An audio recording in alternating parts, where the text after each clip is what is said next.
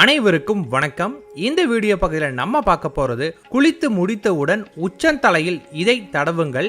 எப்பேற்பட்ட கொம்பனா இருந்தாலுமே உங்க பேச்சை கேட்பாங்க. இந்த வீடியோல கொடுக்கக்கூடிய விஷயம் நான் சொந்தமா எனக்கு பண்ணி என் அனுபவத்துல வெற்றி கண்ட முறை. அதனால 100% இது நடக்கும். ஏன்னா இது நான் பண்ணி பார்த்து எனக்கு வெற்றி கிடைச்சலாம் உங்களுக்கு கொடுக்குறேன். ஸோ நம்பிக்கையோட பண்ணுங்க.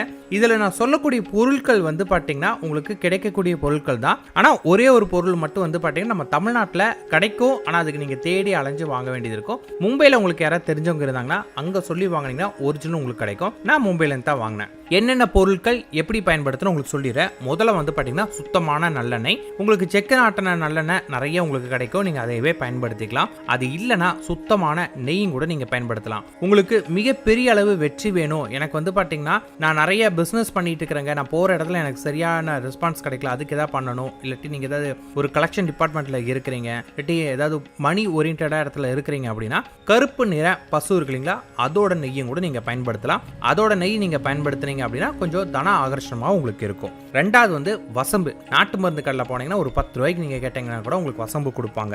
மூணாவது ஜவ்வாது. ஜவ்வாது பாத்தீங்கன்னா ஒரு பவுடர் 20 ரூபா பாட்டில் ஒன்று ஆகும், அவ்வளவுதான். அடுத்தது கோரோசனை. கோரோசனை நாட்டு மருந்து கடையிலே கேட்டீங்கன்னா உங்களுக்கு ஒரு 20 ரூபாய்க்கு கொடுப்பாங்க. அது டூப்ளிகேட், அதை வாங்காதீங்க. ஒரு பையனுமே இல்லை. அது பலாக மும்பையில் நீங்க சொல்லி வாங்கினீங்கன்னா உங்களுக்கு 100 கிராம் உங்களுக்கு பாத்தீங்கன்னா 800 ரூபாயில இருந்து 2000 ரூபாய் வரைக்கும் விலை வரும். இல்லை ஏதாவது ஒரு ரேட் பிட்வீன்ல உங்களுக்கு வரும். ஆனால் அதான் ஒரிஜினல்.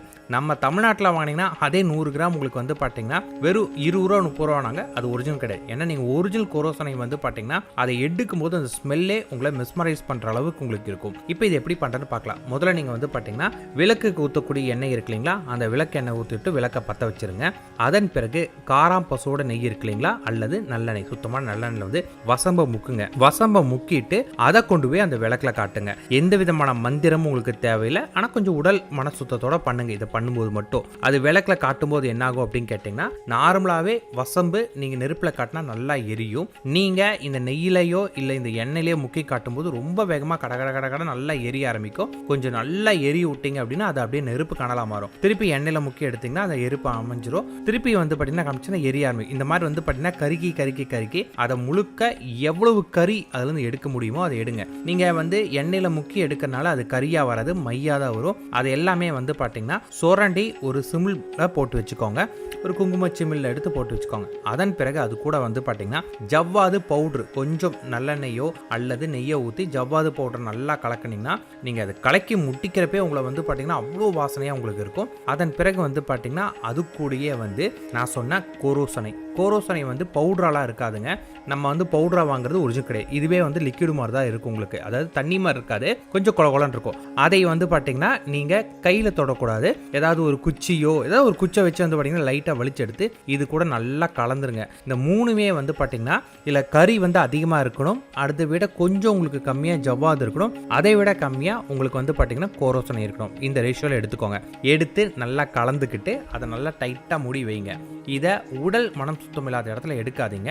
பூஜை அறையில எப்பயுமே வச்சிருங்க. காலையில இன்னைக்கு நீங்க ஏதாவது ஒரு முக்கியமான இடத்துக்கு போறீங்க, ஒரு எக்ஸாமுக்கு போறீங்க, இல்லாட்டி ஏதாவது ஒருத்தர்கிட்ட பணம் வாங்க போறீங்க, உங்க வேலையில இன்டர்வியூ போறீங்க, உங்களுக்கு வெற்றி வேணும் அப்படிங்கிற பட்சத்தில் பாத்தீங்கன்னா குளிச்சு முடிச்சோன்னே ஈரத்தலையோட அப்படியே அந்த தலை ஃபுல்லா தொட்டாம ஈரத்தலையோட பாத்தீங்கன்னா அதைய கையில தொடக்கூடாது. அது கையில எடுக்கலாம், தவறு இல்லை. ஆனா உங்களுக்கு ரொம்ப நாள் வரணும்னா கையில தொடாதீங்க, அவ்வளவுதான்.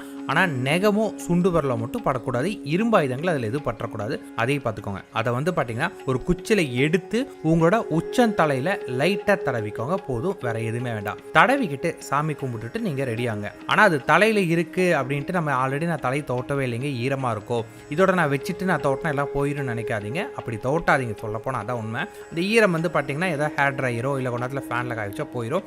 இல்லை எனக்கு பாத்தீங்கன்னா தலை ஈரத்தோட என்னால் துடைக்க முடியல அப்படின்னா துண்டு போட்டு முதல்ல கட்டிக்கிட்டு லைட்டா அந்த ஈரம் இருக்கும் இல்லைங்களா, அந்த டைம்ல பாத்தீங்கன்னா இதை வைங்க. ஆனா மற்ற வேலைகள் செஞ்சுட்டே இதை பண்ணாதீங்க. முதல்ல குளிக்கணும். குளிச்சு முடிச்சு உங்களோட அடுத்த வேலையை இந்த பொட்டு வைக்கிறதா தான் இருக்கணுமே உச்சந்தலையில. அதனால துண்டை வச்சு அந்த தண்ணி ஓரளவுக்கு வைப் பண்ணி எடுத்துட்டு இந்த பொட்டு வச்சுட்டு அதன் பிறகு நீங்க பாத்தீங்கன்னா சாமி கும்பிட்டுட்டு நீங்க நல்லா ரெடி ஆகி உங்களோட வேலை பாருங்க. இந்த தன்மை உங்க உச்சந்தலையில் இருக்கணும். ஆனா வாசனை ரொம்ப அதிகமா வரும், இல்லைன்னு சொல்ல வரல, நான் பயங்கர அதிகமான வாசனை வரும். இதோட நீங்க போனீங்கன்னா கண்டிப்பா நீங்க சொல்றது சொல்றதை அவங்க கேட்பாங்க. உங்க பேச்சுக்கு முக்கியத்துவம் கொடுப்பாங்க. ஒரு இடத்துக்கு நீங்க போறீங்க, போற இடத்துல உங்களோட பேச்சுக்கு முக்கியத்துவம் கொடுத்தாவே அது உங்களுக்கு பாதி வெற்றி இல்லைங்களா? அந்த மாதிரி உங்களோட பேச்சுக்கு அவங்க முக்கியத்துவம் கொடுப்பாங்க. இது உங்களுக்கு வெற்றியில் அமையும். முயற்சி பண்ணுங்க, மிகப்பெரிய அளவு மாற்றமே கிடைக்கும். நன்றி, வணக்கம்.